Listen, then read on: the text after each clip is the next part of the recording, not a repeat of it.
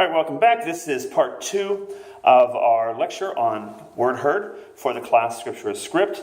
And we were on point 2 of your outline. Consider the context of the passage through principles of textual analysis. All right, number 2 was finding figures of speech, metaphors, similes, alliterations, poetic language.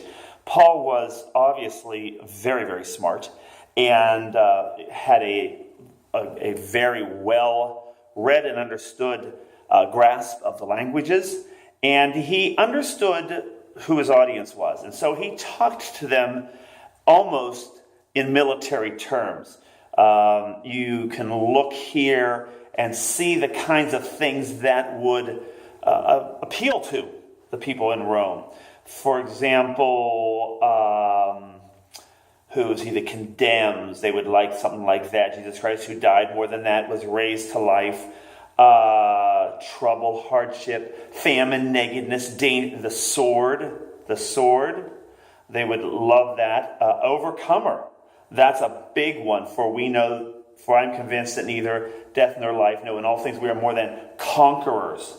We're more than conquerors. These are words and phrases and figures of speech that would appeal to Paul's audience. And so if you were acting this part out, you would, knowing his audience, you would want to really find ways to accentuate that through your inflections, your intonations, your phrasing, those kinds of ideas.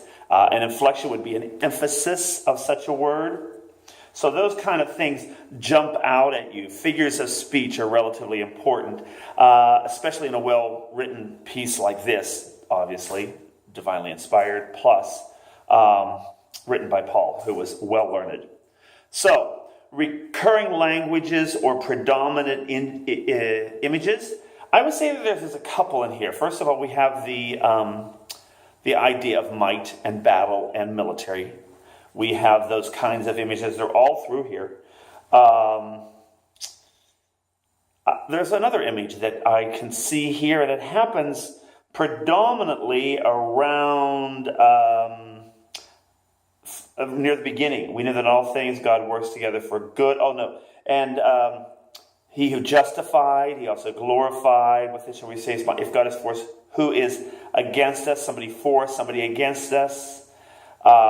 Graciously give us all things. Who will bring a charge against those whom God has called? It is God who justifies. Who is he that condemns? Those kind of words set themselves up in the idea of a courtroom, where Christ is on trial.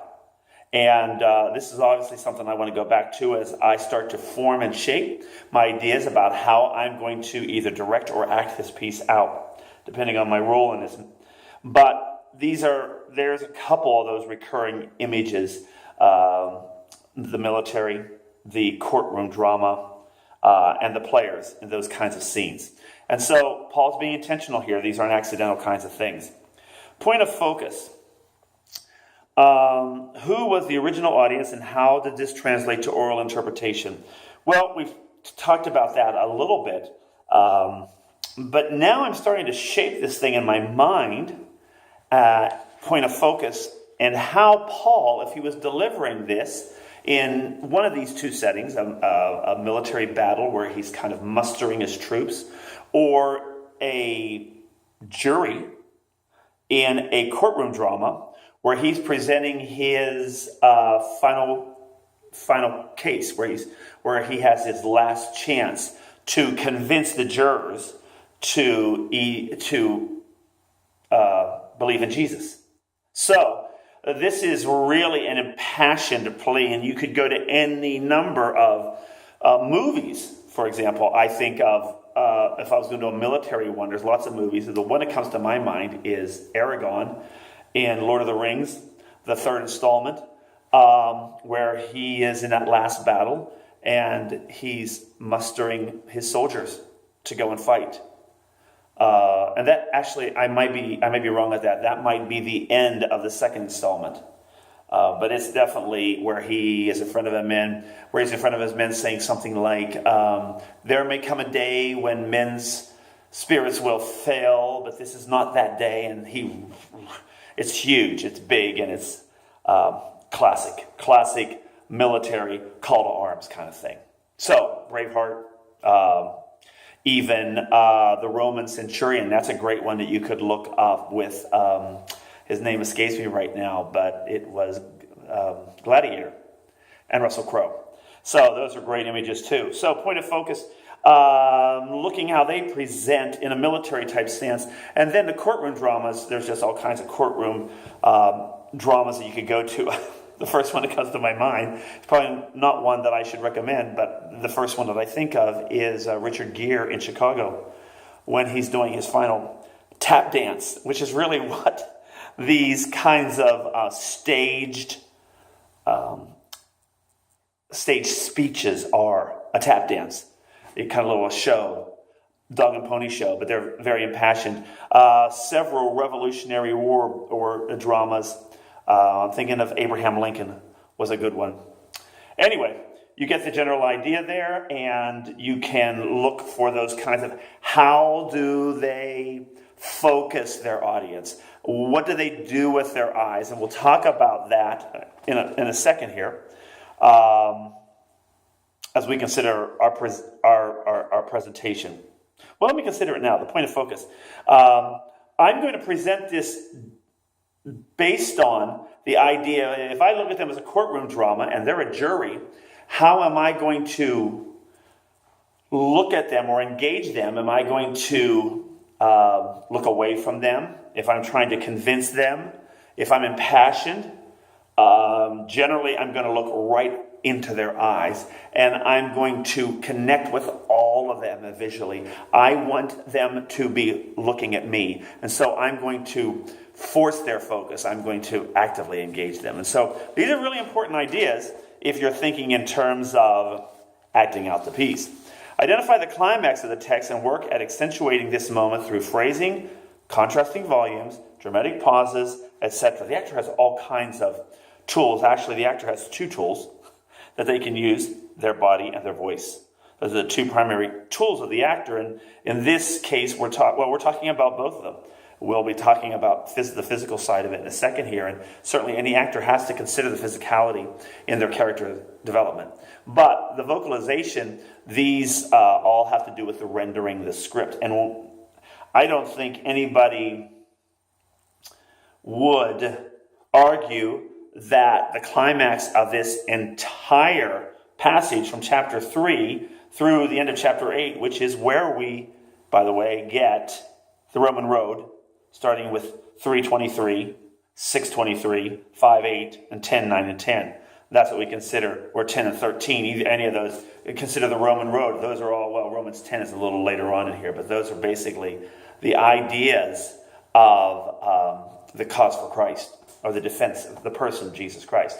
But when we get to verse 37, no, in all of these things, we are more than conquerors through him who loved us.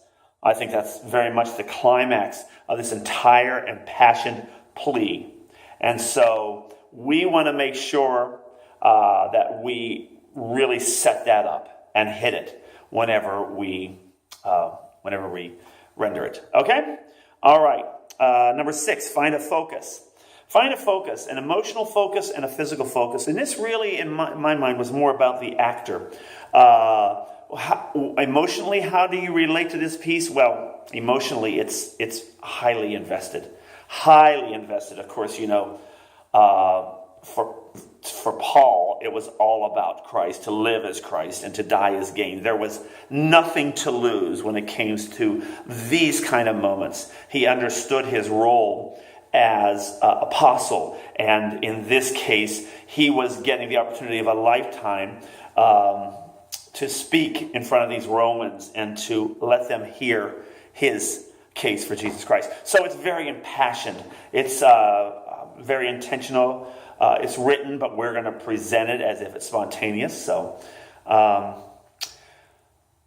that's the emotional investment, huge emotional investment. It's not detached. It's not withdrawn. It's not separated. It's very much impassioned. So the physical sense, there's a couple things here. And this is a great example of what it means to characterize the person that you're portraying here.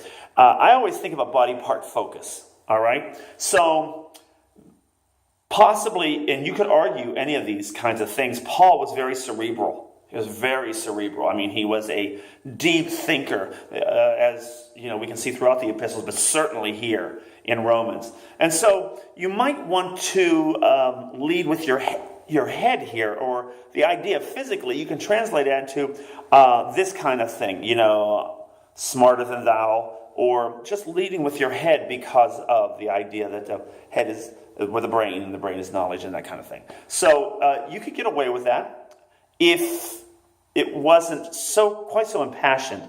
If you want to take the military route, you could be a soldier, and then I would say that you might want to characterize Paul with his shoulders and or his chest. You could consider either shoulders back or chest out and up, either one of those two things. But when you wanted to center your character, that's where you might do it, one of those two places.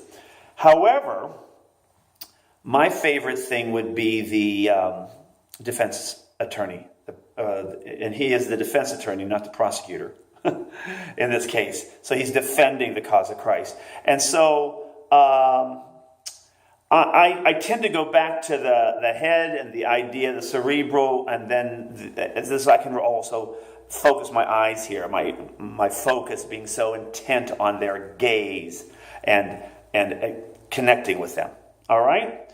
So that's the physical kind of focus. I often talked about, if I was an old man, if I was playing an old man, and that was my character, then I would let the focus for my physical part of this character development be in my hips, because of the way weight sinks into the hips as you get older. And if you just let your hips sit into your hips, fall into your hips, you get a sense of what it means to, all the gravity is kind of sucking you down. And it gives me a sense of being old. And if I need a character base or a focus, I'll go to that so that I can keep that sense of who I'm portraying, who I'm playing. All right. So let's stop there as part 2. When we come back, we'll talk about the proper use of the performing space and the actual performance of this piece that I'd like to share with you. All right?